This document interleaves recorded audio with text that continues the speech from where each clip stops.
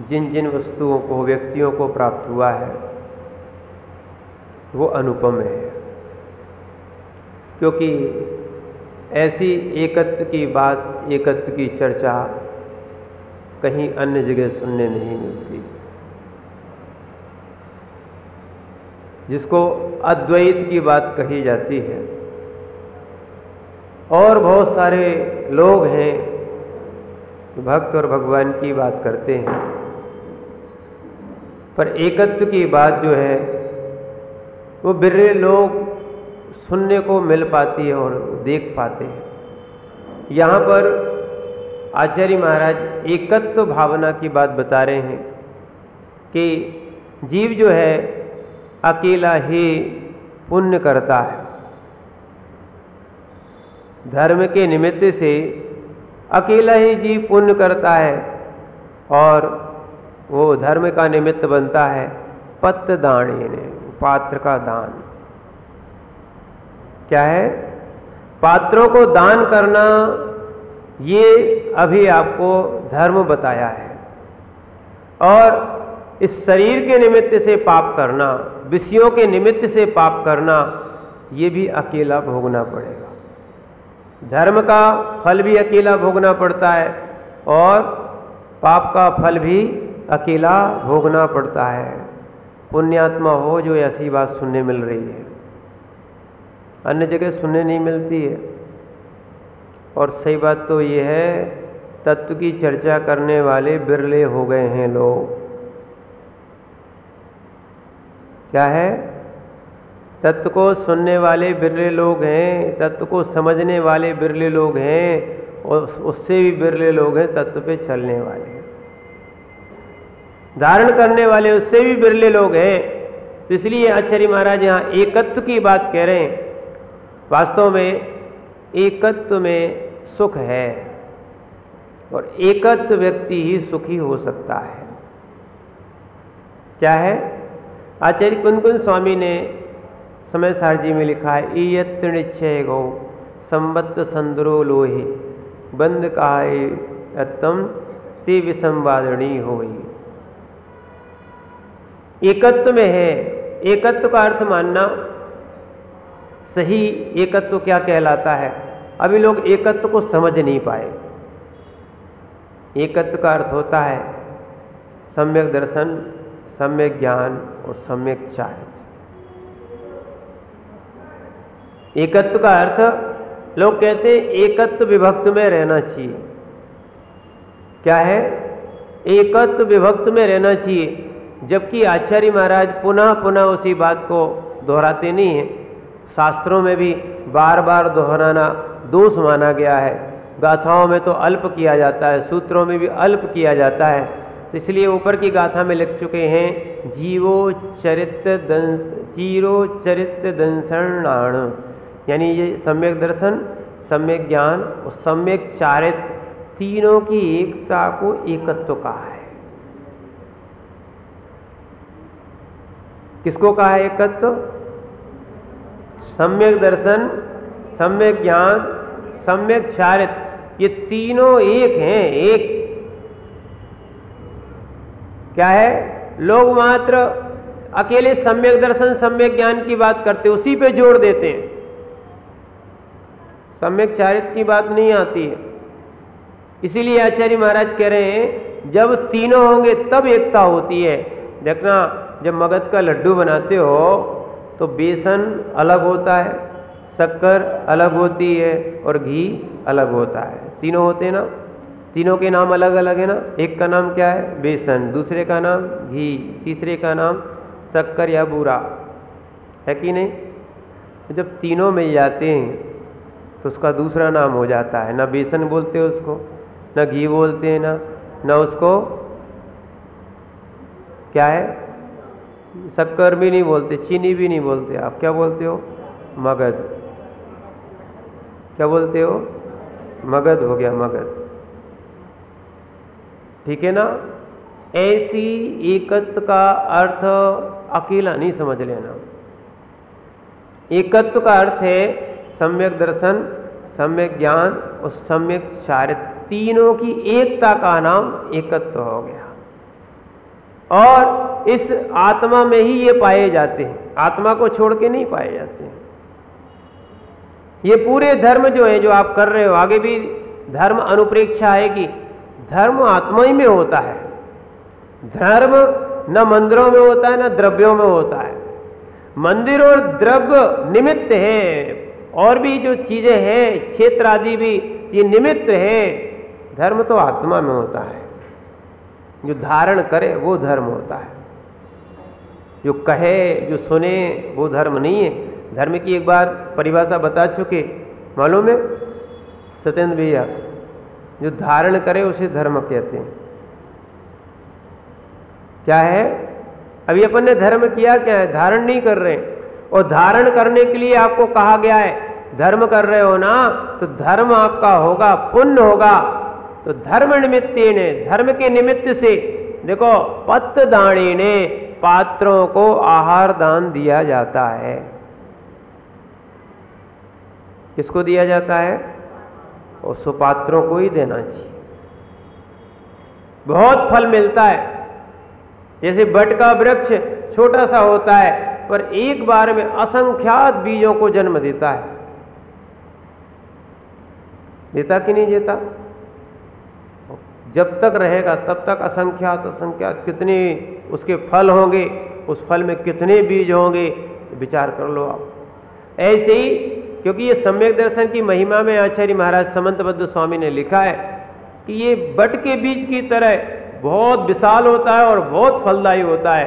ऐसे ही जो पात्र दान करता है, वो पात्र दान के निमित्त से धर्म होता है। किनका? श्रावकों का।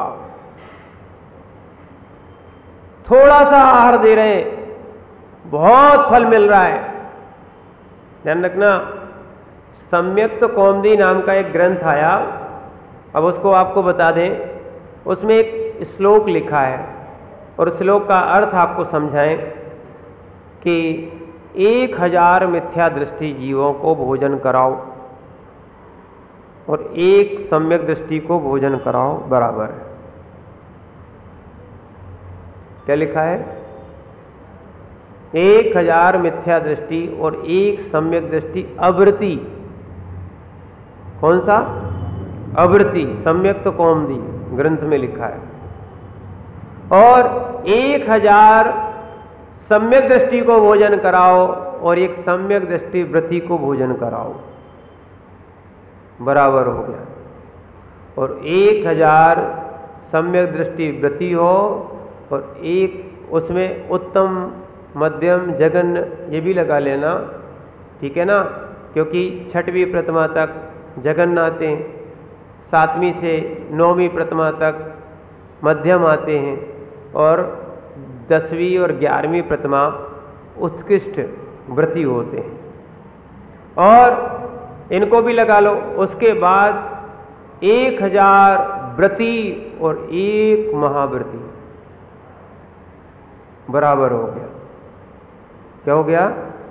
इसीलिए इनको आहार कराने में इतना पुण्य मिलता है। अब आप हिसाब लगाओ, 1 मिथ्या दृष्टि की अपेक्षा और या 1 महाव्रति की अपेक्षा कितने मिथ्या दृष्टि हो जाएंगे उसमें?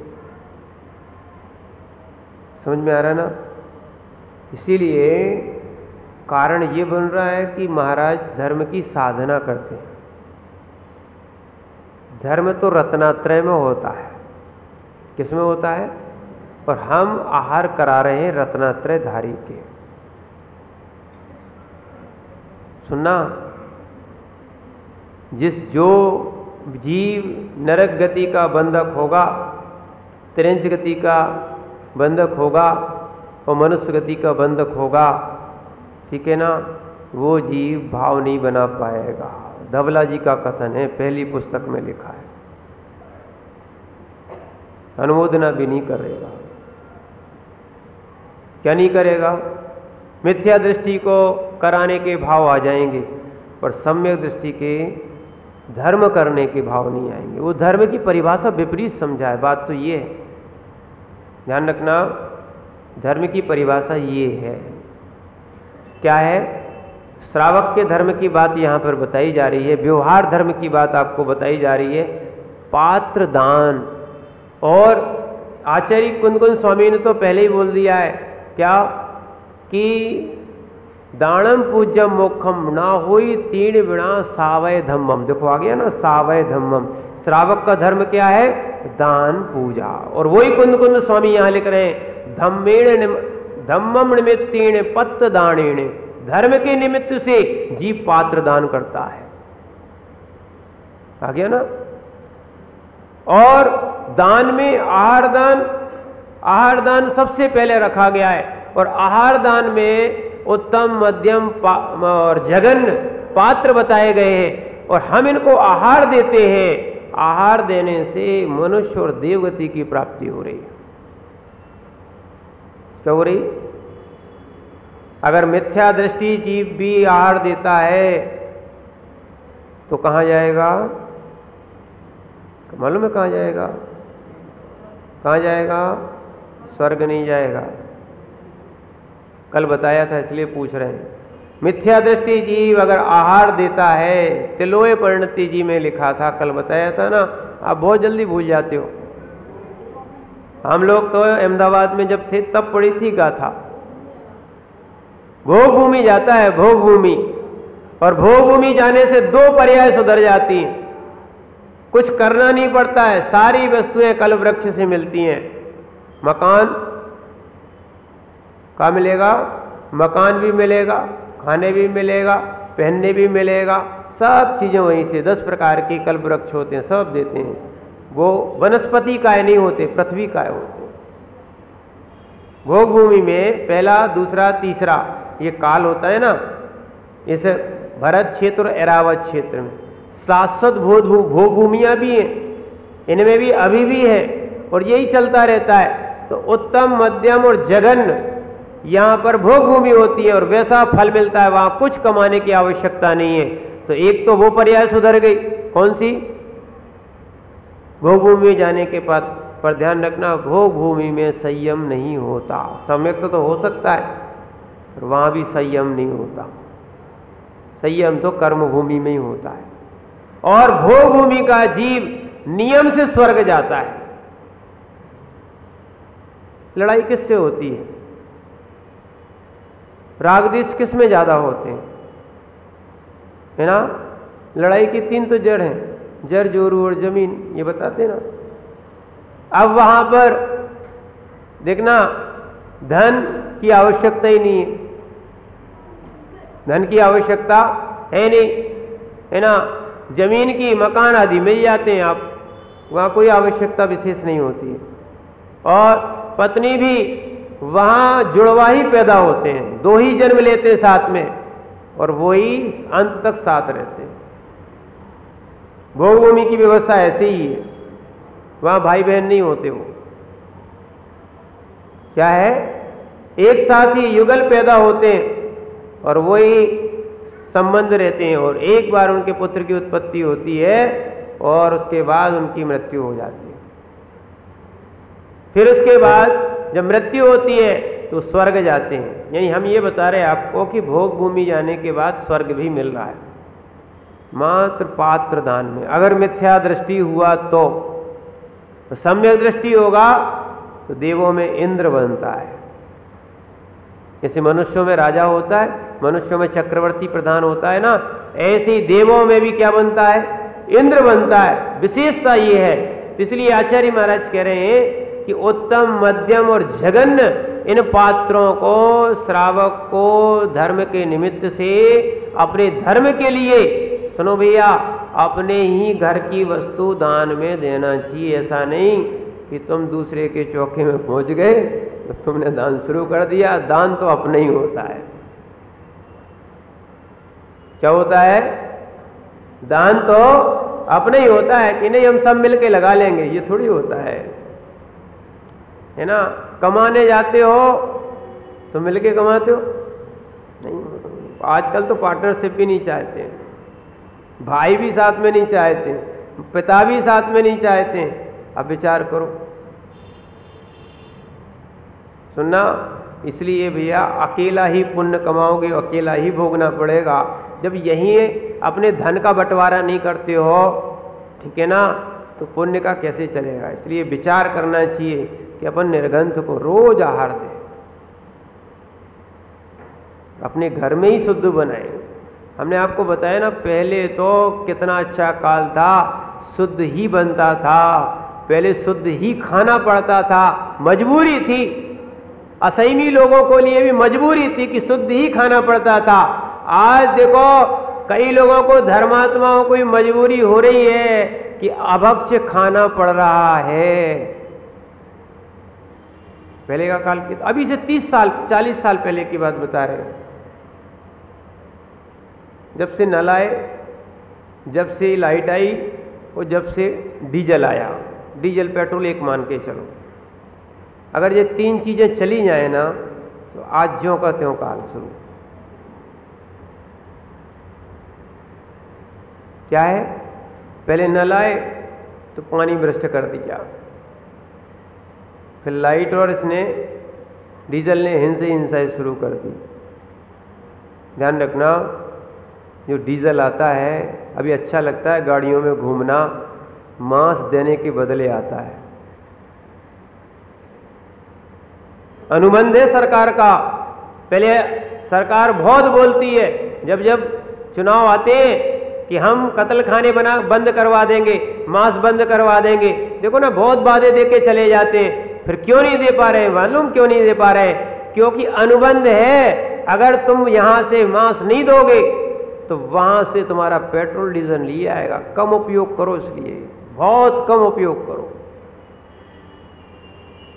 समझ रहे हैं ना आप बात को। और आप तो सोचते हो कि भैया क्या सब ठीक है, हर चीज में डलने लगा है। विचार करो ना, चॉकलेट में मांस डलता है, क्या डलता है, बहुत अच्छा है, बच्चों को खिला रहे हो आप, क्या डलता है, मांस, उसके बिना वो लचीलापन नहीं आएगा। जितने भी केक आते हैं कह दिए जाते हैं अंडे डाल के ही बनाए जाते हैं, बिना अंडे का वो केक बेक नहीं हो सकता है। कस्टर्ड पाउडर आता है ना, हम एक बार क्षमा सागर जी महाराज के शंका समाधान में बैठे हुए थे, ग्रस्त अवस्था की बात बताएं, तो क्षमा सागर जी महाराज ने, शाम को उनकी क्लास चलती थी, हम उनकी इस क्लास में बैठे और उन्होंने कहा कि एक पर्ची आई, वो पर्ची आती थी, वो उत्तर देते थे, तो पर्ची में उन्होंने बताया कस्टर्ड पाउडर कैसे बनता है। मक्के के आटे में अंडा फेंट दिया जाता है और सुखा दिया जाता है।